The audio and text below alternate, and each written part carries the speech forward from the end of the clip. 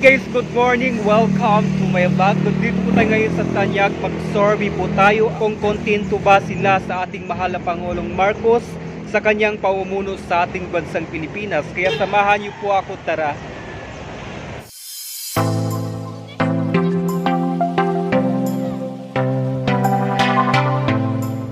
Good morning po. Sir, kontento po ba kayo sa pamumuno ng ating mahal na Pangulong Bongbong Marcos sa bansang Pilipinas? Oo o hindi at bakit?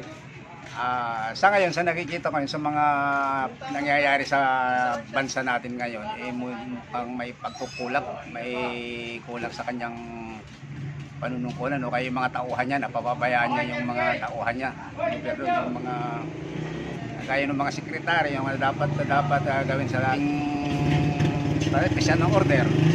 Medyo kung na yung mga pulis lumalala hindi takot sa gobyerno, hindi takot sa namumuno sa kanila, o kaya siguro kailangan siguro yung may pangil ba yung batas para sila patakot, kagaya ni ni Pangulong Duterte nung araw na takot yung mga military, takot yung mga tao, kasi yung once na takot yung mga pulis, matino yung mga pulis, mga tao takot din.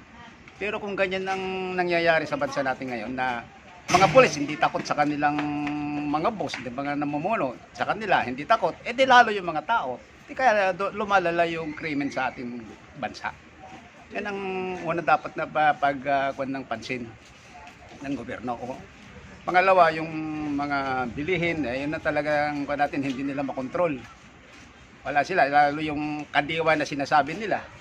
Kadiwa at saka sa palengke, mas mura pa yata sa palengke kaysa sa kadiwa kasi wala Ang mura lang sa kadiwa, yung mga nabubulok na, yun ang mura. Pero yung mga sariwang gulay nila, tinatago ilalabas lang pag yung mga bulok na, kaya nagmumura. Pero hindi kwan yung mga paninda ron Yung mga dapat na ayusin nila, yung mga pagkain, yung mga tao, yan ang importante sa mga tao Yan ang kwan ng mga tao.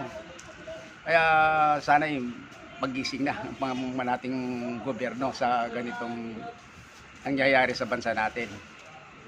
Wala nang hindi nakikita hindi naramdam ng gobyerno ngayon Parang wala lang Lumalala yung problema sa bansa natin Kaya dapat yun na yung bilihin talaga, hindi natin yung talaga tumataas, kaya lang dapat makontrol naman, hindi yung anong gusto yung nagtitinda, yun na nasusunod. Hindi nila na makokontrol, wala na talagang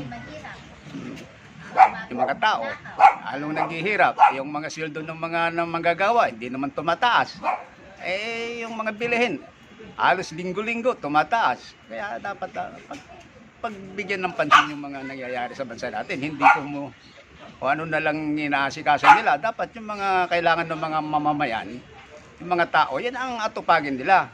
Yung mga namumuno, dapat naman asikaso nila yung kanilang trabaho. Okay po. Tungkol po dito, sir, may mensahe po ba tayo sa ating mahal na Pangulong Bongbong Marcos para mabigyan niya po ng atensyon yung mga... Ang kung lang kay Pangulong Marcos, dapat magparamdam naman na naramdaman siya ng mga taong bayan. Okay. Hindi yung pinababahalan na lang sa mga tauhan niya, wala namang malasakit yung mga namamahala. Dapat yan, bigyan niya ng pansin. Hindi kagaya ni Pangulong Duterte noon talaga pag sinabi niya, pag nagreklamo ka, action agad. Dito, wala. Bayaan yung mga tauhan niya dyan, hindi naman inasikaso ng mga tauhan niya, dapat siya bigyan niya ng pangil ba yung batas. Okay. Yun lang. Thank you, sir. Ma'am, kontento po ba kayo sa pamumuno ng ating mahal na Pangulong Bongbong Marcos sa bansang Pilipinas? Oo o hindi at bakit? Hindi ho. Dahil marami hong tumataas. Paano ho'y mahihirap na walang trabaho? Natututong makapag-isip ng masama.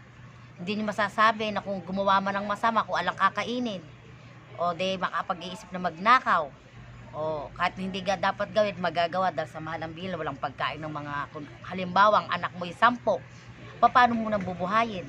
Alang trabahong asawa, natututok ang mamalimos, magnakaw. Pero kung mababa po, hindi naman po siguro mangyayari ganon. Hamakan nyo, ibinoto natin si Marcos. Akala natin mababago Pilipinas, hindi pa, mas malala pa pala. Mas mabuti pa si Duterte, kahit ganun maraming na itulong, at saka pag sinabi mo, action agad. Hindi katulad ni Bobong, iutos niya na ng utos, dapat siya ang magpakita sa tao. Dahil ibinoto siya para noon, mapakita rin niya na siya marunong tumingin. Hindi po ba ganun lang? Opo. May mensahe po ba tayo sa ating mahal na Pangulong Marcos tungkol dito? Yun nga ang mensahe ko, sana si Marcos tumulog na sabihin sa mga mamaya na ibaba ang mga presyo, mga kahit anong bagay, ibaba para yung mga tao makaangat-angat ng kahit papano. May rukoting pera, mapaghahati-hati sa pera. Kung mga pera mo lang ay 500, ala rin mabibili. Noon maraming nabibili nung si Noynoy. Ngayon wala nang halaga pera. Kahit 1,000. Yun lang ho masasabi ko. Salamat. Thank you. Marami. Good morning po. Morning. Ma'am, kontento po ba kayo sa pamumuno ng ating mahal na Pangulong Marcos sa bansang Pilipinas? Oo o hindi at bakit? Oo naman, kontento. Bakit po, ma'am? Hindi pa nga natin nasusubukan ng husto, huhusgahan na natin. Ganon talaga yung presidente, lagi na lang walang magiging presidente sa atin. Tama, lagi na lang may mali. May mensahe po ba tayo sa ating mga krisitismo na pilit po sinistiraan ng ating mahal na Pangulong Bongbong Marcos?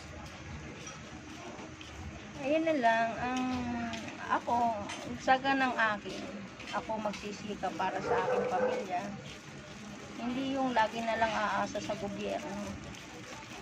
Tama po. May mensahe po ba kayo sa ating presidente? Ang masasabi ko lang sa presidente, ipagpatuloy lang niya yung kanyang magandang layunin sa ating bansa. Huwag niyang pakinggan yung mga sinasabi ng mga tao kasi lalo na siyang paghihinaan ng loob ng sakasakali na maniniwala siya sa ganun. At saka ang anihin na lang, ang pondohan na lang nila yung magsasaka at tsaka yung mangingisda natin para yung pagkain natin masuplayan ng gusto. Hindi na yung lagi ng import. Okay po. Ako gumigising kasi lima yung anak ko. Kailangan buhayin ko sa sariling pawis. Oo nga, nagbibigay ng ayuda pero dapat hindi na umaasa lagi sa ayuda. Magsariling sikap. Tama po. Oo, ako, mga magulang namin, hindi namin din inasahan na tulungan kami. Kung maaari, ikaw ang tumulong sa magulang, hindi yung ikaw ang tutulungan. Kontento po ba sa pamumuno ng ating mahal na Pangulong Marcos ng Pilipinas? Oo, bakit? Kumbaga akin gitna pa lang, hindi pa naman talaga siya sa middle pa lang ng kanyang panunungko. Kumbaga hindi pa rin talagang mararamdaman yung mga ipinangako niya sa atin. Pero tingnan natin ang magiging natin kasi di ba katulad yan ngayon pagdating sa bigas may parang ini-implement naman siya na kailangan ibaba talaga ng mga reseller ba tawag nun? Opo. O yun. Para maramdaman din naman ng mga taong bayan na may pagbabago talaga yung kanyang lalo na yung administrasyon niya sa ngayon. Siyempre, pang ilang years pa lang naman ni President. Kaya kumbaga, hindi pa talaga natin lahat ramdam yan. Pero ako, isa rin naman ako sa bumoto ng kay President Marcos. So, tayo lang natin, dasal-dasal pa rin tayo. Na naway ipagkaloob sa atin talaga na yung katulad niya ng mga ipinangako niya na pagdating sa mga paayuda na yan, mapatupad, lalong-lalo na ngayon, sabi nila magkakaroon ng paayuda tungkol dyan sa mga nagtitinda ng bigas. Kasi yun naman talagang pinaka-main problem natin yung pagtaas ng mga bilihin na pangunahing tawag niyan, pangunahing pangangailangan ng mga katulad namin, ng mga kapuspanan. Ganun lang po yun sir. Pero ako naman, tingnan natin kung pero ako naman satisfied naman na wag lang tayong magmadali, ibig sabihin wag natin madaliin kasi yan lahat naman ay nasa proseso yan. Ganun lang. Okay. Thank you po. Okay.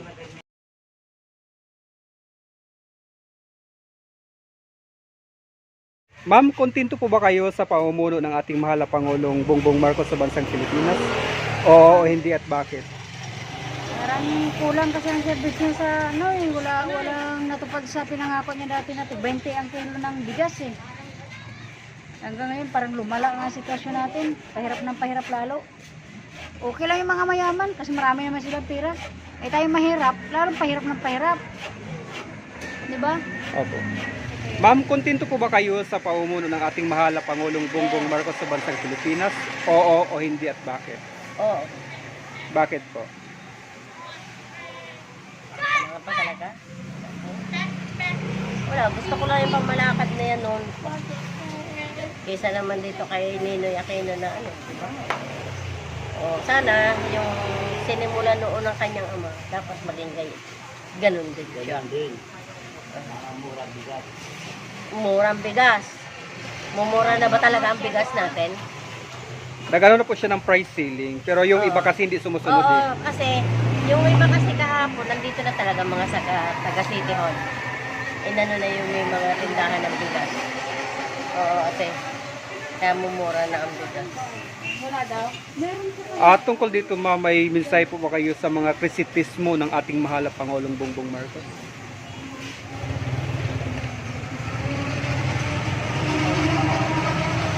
Wala. Tigilan nila yan. Tigilan nyo na. Isang taon pa naman oh. Isang taon pa man ang ating presidente. Isang taon pa lang. Hindi Okay. naman ang sinasabi niya. Hindi siya yung taong aangkat ng mga produkto sa ibang bansa. Kailangan ang pagyayamanin ay yung ating. Okay. Hindi na naman dapat ay totoo ganun lang gagawin. Dahil ang pinakang mayaman naman talaga ay ang Pilipinas. Sir, kontento po ba kayo sa pamumuno ng ating mahal na Pangulong Bongbong Marcos sa bansang Pilipinas? Oo o hindi at bakit? Sa akin, masasabi ko lang, ganun din yan. May magagawa siya maganda, mayroon siya nagagawa hindi maganda, pare, normal, tao lang. Okay. Ning po. Ma'am, kontento po ba kayo sa pamumuno ng ating mahal na Pangulong Bongbong Marcos sa bansang Pilipinas? Oo o hindi at bakit? Oo. Bakit po? Eh, okay naman yung ano niya eh. Okay naman siya magpalaan. Pamamalakad niya sa ating bansang Okay naman. Pilipinas. May mensahe po ba kayo sa ating mahal na Pangulong Marcos tungkol sa kanyang nagawa sa ating bansang Pilipinas? Thank you kasi naasikaso niya yung ano natin, Pilipinas, yung bansa natin. Hindi niya pinapabayaan pag may mga kalamidad na nandun siya palagi. Opo. Ning po. Ma'am, kontento po ba kayo sa pamumuno ng ating mahal na Pangulong Bongbong Marcos sa bansang Pilipinas? Oo o hindi at bakit? Hindi ako sure, sir eh. Bakit po? Sa totoo lang, ano ako doon, isa ako sa watcher kay Bongbong. Okay. Pero sa ngayon nangyayari, parang lalong tumataas yung bilihin kasi. Dahil po doon. Tumataas ang bilihin. Okay. Sabi ko, Baka may mensahe po kayo sa ating mahal na Pangulong Marcos tungkol po dyan. sana po yung sabi nilang ibibigay sa watcher niya ako eh. Oo. Napala namin doon, 1,000 lang. Nung kasagsagan na eleksyon. Okay. Sabi niya mamimigay siya sa mahirap, wala naman. Nakarating. Yan lang po. Okay, thank you. Hi ma'am, good morning po. Ma'am, kontento po ba kayo sa pamumuno ng ating mahal na Pangulong Bongbong Marcos sa bansang Pilipinas? Oo o hindi at bakit? Pwedeng hindi. Hindi pa kasi siyempre ano pa lang siya eh, di ba nakakaisang taon pa lang siya. Opo. So lahat naman ng mga pinangako niya wala pang natutupad. Hindi siya pag-ano Kasi sabi niya magbe-20 ang bigas. Eh yung 20 naging doble lalo ang taas eh. So hindi po kayo natuwa na may price ceiling po ang ating mahal na Pangulong Marcos? Price ceiling sa bigas. Opo. Hanggang ngayon naman di ko pa nararamdaman eh. So may hindi pa sumusunod. Oo, sabi ko, ay hindi, huwag na sabihin na pakain. Okay. Wala pa sila eh. Wala pa. Hindi pa sumusunod yung mga ano. Okay. So pwede po tayo magsumbong sa malapit sa City Hall o sa kapulisan tungkol dyan. Ayaw mo. Kasi sabi nila, Susunod naman sila pag meron ng ano sa kanila, may order Subsidy, na ba? oo. Hindi subsidy. Pag may nag-ano siguro sa kanila, kasi kahapon na ako bumili ng bigas eh. Sabi ko, kuya, May order na po, hindi lang sumunod. hindi ko lang alam kung nakarating pa sa kanila yung order. Oo. Siguro nga, meron na eh. Hindi ko lang Meron alam. na, meron na. May iba sumunod, ang iba hindi pa. Ah, gano'n. Kaya pala Oo. wala silang mga bigas halos. Oo. Yung kasi yung iba matigas din ng ulo eh.